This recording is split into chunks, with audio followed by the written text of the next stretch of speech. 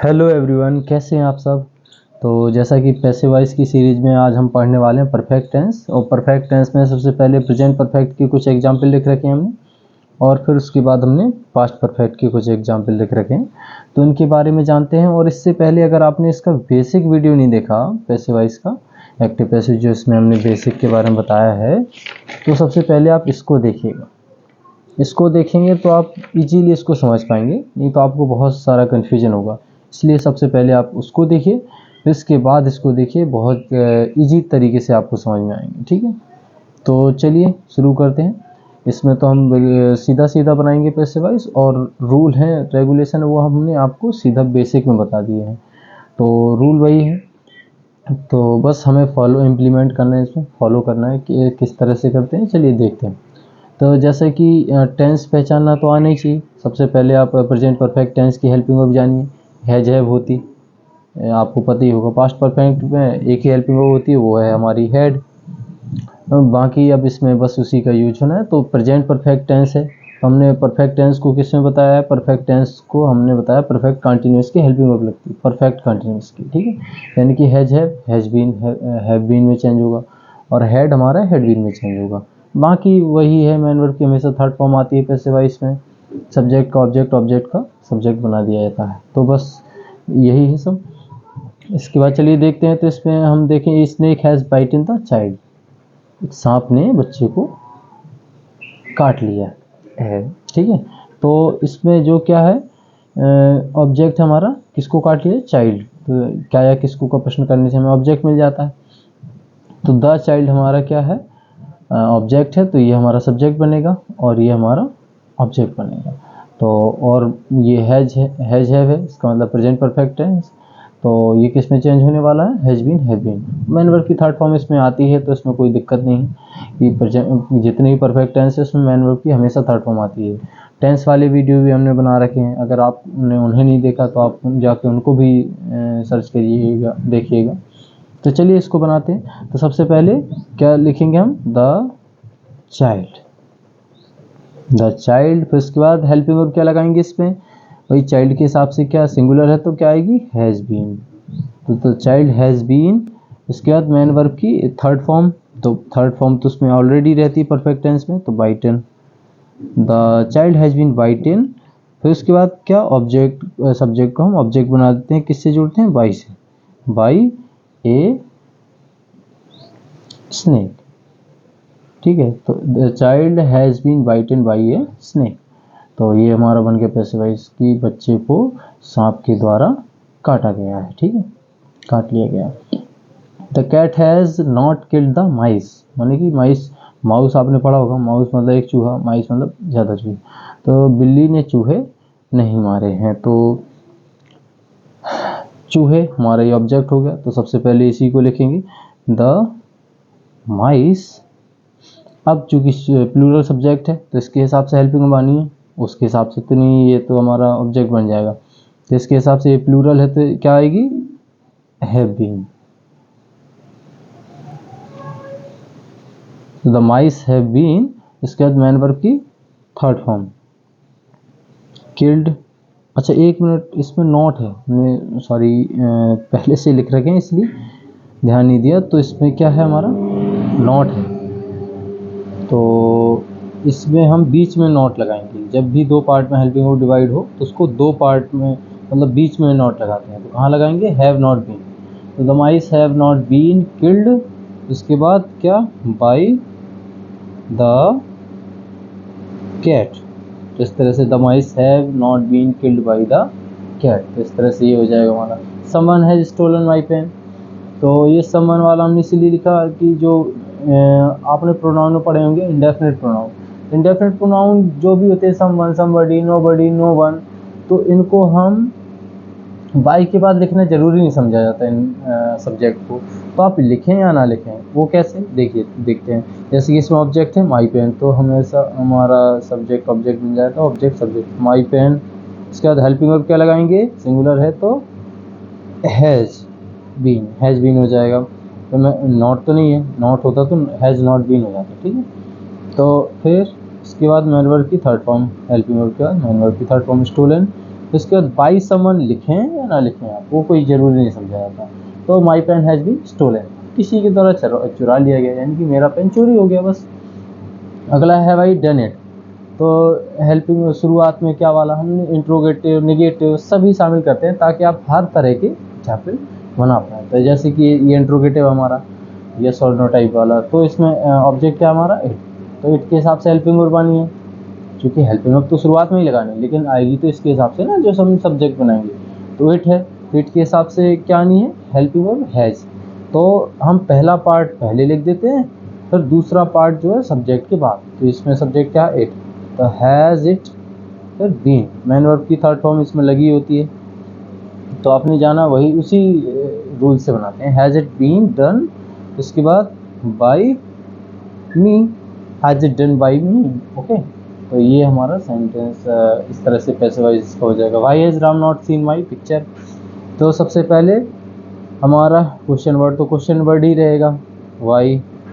अब ये क्या है कि राम सिंगुलर सब्जेक्ट था, ऑब्जेक्ट को हमें सब्जेक्ट बनाना है, तो देखें हम माई पिक्चर, माई पिक्चर हमारा सिंगुलर सब्जेक्ट हो जाएगा, मतलब सिंगुलर है। तो इसके हिसाब से भी हेल्पिंग वर्ब क्या आनी है, हैज़, हैज़ या हैव बीन, हैज़ बीन आएगी, मतलब हैव बीन। तो सिंगुलर इसीलिए क्या आएगी, हैज़ बीन।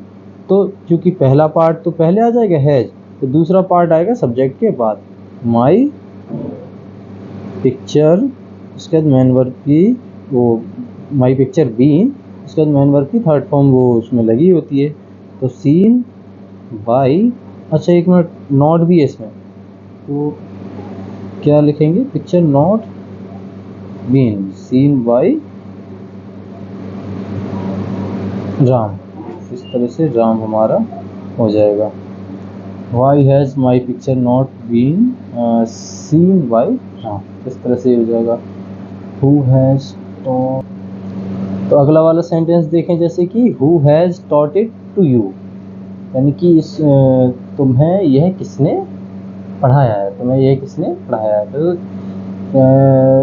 इसमें देखें हम तो दो ऑब्जेक्ट हैं, इट भी है, क्या यह, और किसको, तुम्हें, तो दो ऑब्जेक्ट हैं। तो दो ऑब्जेक्ट वाले सेंटेंस में हम चाहे जिसको सब्जेक्ट बना लें, चाहे इसको बना ले चाहे इसको बना ले, ये सिंगुलर है ये प्लूरल है, तो यू लगा, यू अगर बनाएंगे तो इसके हिसाब से हैव बीन आएगा, इट बनाएंगे तो इसके हिसाब से हैज़ बीन आएगा। तो हु वाले सेंटेंस को किस तरह से बनाते हैं, इसी में हम, ये हमारा सब्जेक्ट होता है इसीलिए इसको ऑब्जेक्ट बना देते हैं। तो क्या बना देते हैं, इसको बाई से जोड़ देते हैं शुरुआत में ही, तो बाई होम, इसके बाद हेल्पिंग वर्ब, क्वेश्चन वर्ड के बाद क्या नहीं है, हेल्पिंग वर्ब। तो अगर हम मान लीजिए इट को बना रहे हैं तो इसके हिसाब से लगाएंगे हैज़, और फिर उसके बाद सब्जेक्ट क्या, इट को बनाया हमने तो इट, और फिर उसके बाद दूसरा पार्ट भाग, तो by whom has it been, फिर उसके बाद मैन वर्ब की थर्ड फॉर्म वो जो कि होती है उसमें टॉट, उसके बाद टू यू, तो by whom has it been taught to you.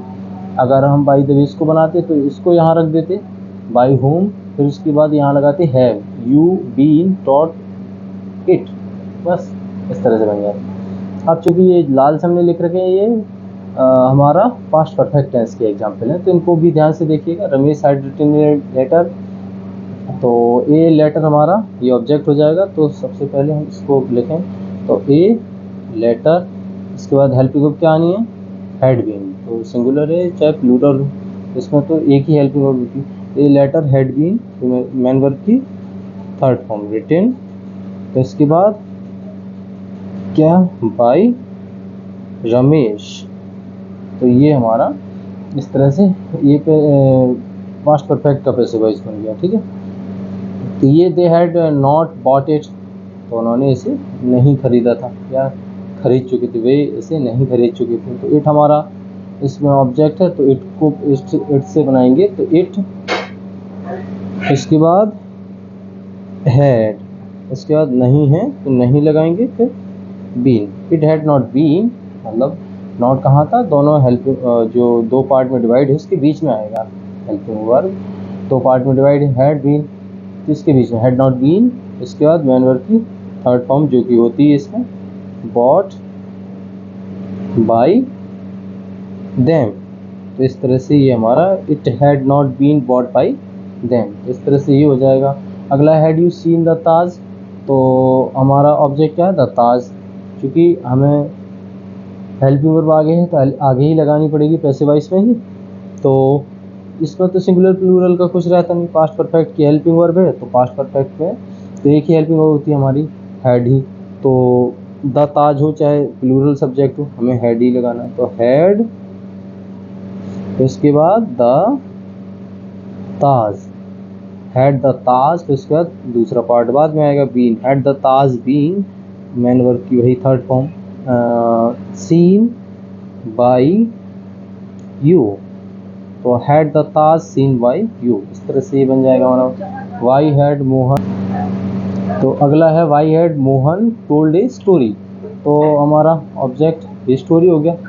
तो सबसे पहले क्वेश्चन वर्ड ही लिखेंगे वाई, इसके बाद हेल्पिंग वर्ब हैड, इसके बाद ऑब्जेक्ट क्या है, a story, why had a story, इसके बाद मैन वर्ब की third form, sorry been, why had a story, इसके बाद बीन, फिर उसके बाद मैन वर्ब की third form told by Mohan, why had a story been told by Mohan. इस तरह से ये हो गया हमारा who had not done it. तो हु वाला एग्जाम्पल है, सबसे पहले देखें तो हु वाले को किससे जोड़ेंगे, बाई हुम से, क्योंकि ये सब्जेक्ट होता है हु, तो इसको ऑब्जेक्ट बना देते हैं, हुम ऑब्जेक्ट होता है इसका, तो बाई हुम। इसके बाद हेल्पिंग वर्ब आएगी हैड, तो इसका सब्जेक्ट क्या था इसका, इट, इट मतलब सब्जेक्ट यही है, अब ये ऑब्जेक्ट है वो सब्जेक्ट बनेगा इट। तो इसके बाद been, by whom had it been, तो इसके बाद मैन वर्ब की थर्ड फॉर्म डन, और कुछ है नहीं इसमें, ये हमारा इस तरह से ये भी हो जाएगा। इस तरह से ये हमारे सेंटेंस रहे। अब अगली सीरीज में हम और जो बचे हैं दो टेंस, फ्यूचर इंडेफिनिट और फ्यूचर परफेक्ट टेंस, उनको बताएंगे। तो इनको आप समझिएगा, अगर कोई प्रॉब्लम है तो आप कमेंट सेक्शन में लिखिएगा, कहीं आपको समझ नहीं आया। और वीडियो पसंद आए तो ज़्यादा से ज़्यादा बच्चों को शेयर कीजिएगा, ताकि ज़्यादा से ज़्यादा बच्चे इनको सीख पाएँ। और लाइक, शेयर और सब्सक्राइब चैनल को ज़रूर करिएगा। Thanks for watching. इसी तरह की वीडियोज़ पाने के लिए ज़रूर सब्सक्राइब करिएगा। Thanks for watching.